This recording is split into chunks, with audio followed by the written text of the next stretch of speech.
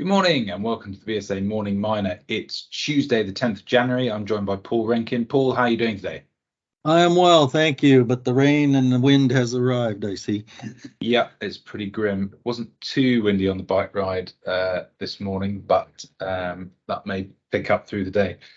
Right, Camel have come out with their Q4 operating results. What are the headlines there, Paul? Yes, we had the Q4 and full year production results here. No lost time injuries at Kunrad, the copper leach operation in Kazakhstan, and 2 injuries for the year at Sasa reported in Macedonia. They had record copper production at Kunrad above their guidance range at 14,250 tons of copper, which is rather surprising, I think, too, since the deposit is fully under leach and has been for a little while now. So they're actually recovering a little more copper, I think, than they were expecting, at least as far as rate of production is concerned. Zinc and lead production at Sasa was within the guidance range at 21,500 tons for zinc and 27,300 tons for lead. They've got 60 million cash in the bank as of the 31st of December and are now debt free. They reported 2023 guidance where they expect a little bit less zinc and copper output for this year, but a little higher in lead. Yeah, for 2023, that copper guidance has always been, well, certainly for the last few years, slightly conservative against what they've achieved. So we'd be looking for the top end of that 13 to 14,000 ton range, which is a little, I think, 500 tons higher than what they previously guided at the start of the year, and then upgraded. Lead and zinc at Sasa, obviously they've got the cut and fill transition really sort of kicking off in earnest in an operational sense, and I think as that starts up, something they talked about on the recent site visit was probably taking the ramp up at a slightly slower pace. Now it's perhaps a little more slower than even we'd expected from that, but I think that's where that lower throughput is coming from, that's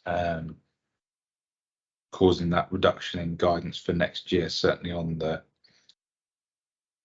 zinc side, and that combined with the fact that over the next few years zinc grades are expected to be relatively lower than lead, but that's something that's been known about in the deposit for quite some time. So it's really just the slightly lower throughput that's going to have an impact on our numbers. CapEx $28 to $30 million.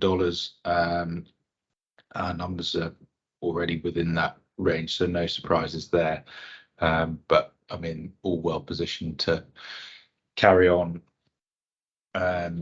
producing profitably, and the slightly warmer weather over winter won't have hurt power costs either.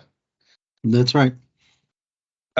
We had some drill results out from Apollo Silver yesterday afternoon, or yesterday on the TSX. Yes, that was the highlight of that was 109 meters at 109 grams silver per ton, and that begins at surface on their Calico District, San Bernardino County, California silver property. Not unsurprising. It's just nice to get that confirmation, as this is infill drilling on what was historic results of similar thicknesses and grades in that particular portion of the ore body. For us, the definition of low grade but recoverable amounts of gold below the silver still continues to be confirmed with the drilling results coming through. There is still plenty of assay drill holes yet to get results back and report on this infill program. And we would expect that we'd get a few more surprises as well, like we had here in this announcement release in holes 45 and 50, where they seem to have a higher or thicker and a better grade endowment than what historic drilling had suggested was in that zone. So Nice to see these ongoing confirming results. Yeah, all good there, and feeding into the updated mineral resource due at the end of this quarter. So there's another 20 or so holes to come out from this phase 2 program. So yeah, as you say, resource definition, confidence upgrade, and probably some extensions at depth and with some grade bumps, like you mentioned. And also still, I mean, the stock is up 60% from early October, but it had a pretty tough 2022. And so it's still only got a market cap of $30 million Canadian, whilst having 166 million ounces of contained silver. So on a EV per ounce basis, it is still extremely cheap. It is, and being at or near surface deposit, bulk mineable widths and grades, we're talking about easy ounces to produce, or easier ounces to produce once fully developed to production. So they don't get any better than this, really, as far as being tier 1 jurisdiction, as far as grades and tons are concerned. There we go. Also in the silver space, New Pacific came out with some news, didn't they, Paul? Yes, they sure did. New Pacific being the Bolivian silver exploration group that Rui Feng, who is a well-known Silvercorp veteran, he leads New Pacific Metals as well. They reported a PEA on their 100% owned silver sand project in the Potosi department of Bolivia. They've got used a $22.50 base case for silver, and it came back with a $1.1 billion NPV and a 52% IRR, pre-tax, 39% post-tax on a 14-year mine life.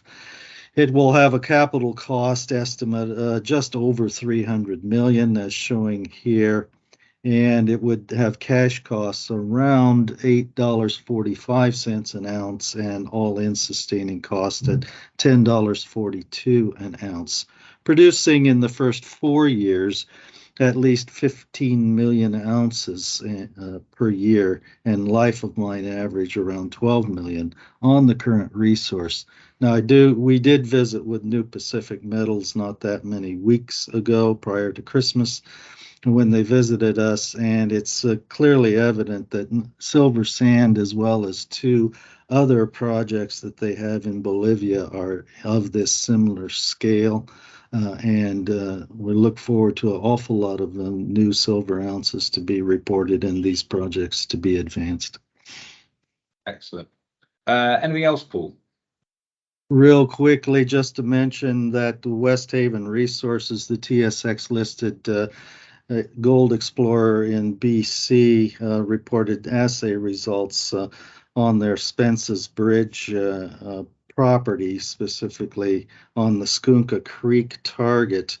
And we reported here several weeks ago, or the company had, that they had drilled a 900-meter step out along structure that had struck gold mineralization because they could see it in the core, and now we have the assay back from those intervals, and it not only shows high grade, such as almost 2 meters at 21 grams gold and 13 grams silver, but it also has a really broad-based gold endowed halo around these intercepts in the range of 30 to 50 meters thick, and grades in the halos about 1.5 grams per ton.